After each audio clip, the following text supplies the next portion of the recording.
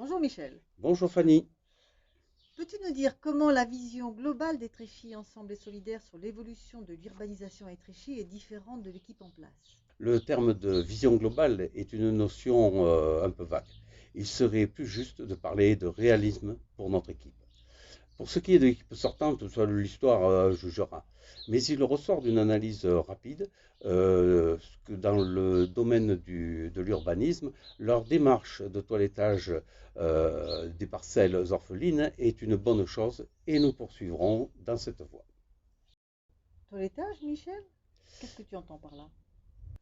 Toilettage, c'est une parcelle privée incluse dans du domaine communal, incluse ou à proximité, et cette politique, nous la poursuivrons. Pour le fond de ta question, il faut admettre l'évidence. Nous sommes ici à Étréchy, à une conjonction, un croisement d'intérêts. Il y a le Grand Paris, bien sûr, sur le plan de l'aménagement du territoire, mais aussi les victimes des exodes ruraux et migratoires. Euh, Tout le monde trouve intérêt à Étréchy avec sa situation et son charme, sa gare, son aspect rural. Ce constat fait, il y a des contraintes bassement matérielles d'accueil à assurer ou à anticiper. Pour gouverner correctement, il faut imaginer, essayer d'imaginer les conséquences qu'affrontent les élus locaux. S'il y a une augmentation de construction, l'adjoint aux finances va bien évidemment se féliciter de l'entrée de nouvelles recettes fiscales. Mais les personnes en charge de la gestion des réseaux, des services publics, des équipements sportifs, vont peut-être être débordés, eux, par les besoins. Les habitants vont-ils devoir systématiquement prendre la voiture pour le moindre déplacement? Les conditions d'habitat vont-elles les rendre heureux ou malheureux? Pour résumer, nous ne sommes pas contre l'urbanisme. Encore faut-il qu'elle soit raisonnable et adaptée à nos capacités. Depuis la crise sanitaire, Michel, de nombreux citadins souhaitent vivre à la campagne. Est-ce que vous les refuserez à Étréchy? Il n'y a pas de doute sur notre attitude que j'évoquais rapidement. Il ne peut y avoir de notion de rejet dans notre démarche, les prétendants à s'installer à Étréchy. Par exemple, à quoi servirait d'augmenter ou de laisser augmenter la population si les usagers au train accèdent trop mal à la gare, faute de transport intermédiaire? À quoi servirait de transposer des difficultés dénoncées ailleurs vers Étréchy? Michel, si nous stoppons l'urbanisation galopante, est-ce qu'on va proposer des bâtiments à étages? Certaines propriétés ont été transformées en immeubles, donnant accès à la campagne pour beaucoup de monde. Et c'est critiqué par les voisins. A-t-on d'autres propositions?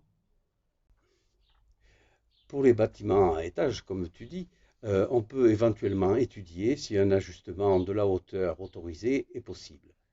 Cela peut être une opportunité, mais il n'est pas question pour nous de faciliter la création de tours, qu'elles soient verticales ou horizontales. Un point important sur la manière d'urbaniser, l'imperméabilisation des sols. Elle est catastrophique à court terme, mais aussi sur le long terme. L'importance de végétaliser n'est plus du tout approuvée. Nous y serons attentifs pour les nouvelles constructions et les nouveaux aménagements, ainsi que sur le domaine communal. Les catastrophes de ruissellement doivent être des leçons à retenir pour les élus. La gestion de l'eau n'est pas simple. Nos voisins de la commune de Saint-Sulpice-de-Favières, les habitants de notre quartier au Chasselièvre partagent cet avis. Et nous avons à prendre en compte tout au long de notre mandat ces questions d'aménagement par rapport à l'imperméabilisation des sols. En venant vivre à la campagne comme à Étréchy, est-ce qu'on peut imaginer pouvoir se passer de voiture? J'ai déjà un peu évoqué ce sujet. La réponse est clairement oui en grande partie. Mais un sacré travail nous attend. Le commerce local à favoriser, c'était déjà une de nos préoccupations en novembre 2010. Les pistes cyclables, les horaires des bus qui devraient être plus respectés, des aménagements piétons. Vous voyez, nous avons beaucoup de travail. Mais Roger va vous donner un exemple pratique sur ce sujet. À toi, Roger. Bonjour Michel, bonjour Fanny. Qui dit voiture dit stationnement. Et là, c'est un problème à Étréchy. Pour limiter le stationnement dans la grande rue, nous envisagerons avec vous la possibilité de réserver en priorité le parking de la gare aux Strépignacois et aux habitants de la communauté de communes. Un sujet vieux de 30 ans, le désenclavement du 28. Roger, quelle est la position d'Étréchy Ensemble et Solidaire?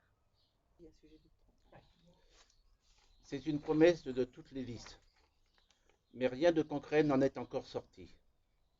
Nous, à EES, nous avons distribué un tract dans le secteur du 28, sur lequel figurent 3 possibilités de désenclavement. Nous les discuterons ensemble en réunion publique, afin de choisir la solution qui sera à même de satisfaire le plus grand nombre d'entre vous. C'est sûr que le surcoût induit nous obligera à une recherche très active de subventions, et nous le ferons. Roger, quels sont les objectifs prioritaires pour Étréchy Ensemble et Solidaire? Bien sûr, dès le début de notre mandat, nous effectuerons des travaux. Tout d'abord, la remise en état de l'abribus situé devant la caisse d'épargne. Le toit menace de s'effondrer. Ensuite, la réfection du toit et des dessus des murs du lavoir. C'est notre patrimoine. Puis, un audit sur les bâtiments de la commune. Audit thermique, audit phonique et un audit sur les installations de chauffage et l'état général de ces bâtiments. Enfin, l'installation de récupérateurs d'eau auprès des bâtiments publics pour la réutiliser, entre autres pour l'arrosage, ce qui sera une belle économie pour la ville et l'environnement. Et maintenant, Roger, quels sont les objectifs moins prioritaires pour Étréchy Ensemble et Solidaire? Nous ferons un plan pluriannuel pour des travaux qui demandent à être étudiés dans le détail. Nous souhaitons réaménager le ruisseau des Corsins, les abords du lavoir, en plantant des végétaux et en mettant en valeur le patrimoine aquatique. Nous créerons des promenades pour nos aînés et les petits, dans la ville et ses proches abords. Nous referons la voirie, trottoirs et bandes de roulement dans le secteur du Vieil Étréchy, la rue du Gore et les rues adjacentes, afin de rendre les déplacements à pied moins dangereux et surtout plus accessibles à tous, jeunes et moins jeunes. Le handicap a trop souvent été oublié. Le boulevard Saint-Vincent en est un exemple récent. La preuve en image dans notre Strépignacoum numéro 20. Vous vous en souvenez? Non? Alors relisez-le avant dimanche 28 juin. En conclusion, ne vous fiez pas à ce que vous entendez ici et là. Méfiez-vous des promesses de campagne qui sont si vite enterrées. Méfiez-vous des propositions alléchantes mais irréalisables. Regardez les actions qui ont été menées par chaque tête de liste et posez-vous la question. Pourquoi aujourd'hui vous promet-il de se battre contre des idées qu'il prenait hier encore? À dimanche donc, rendez-vous au bureau de vote. Au revoir.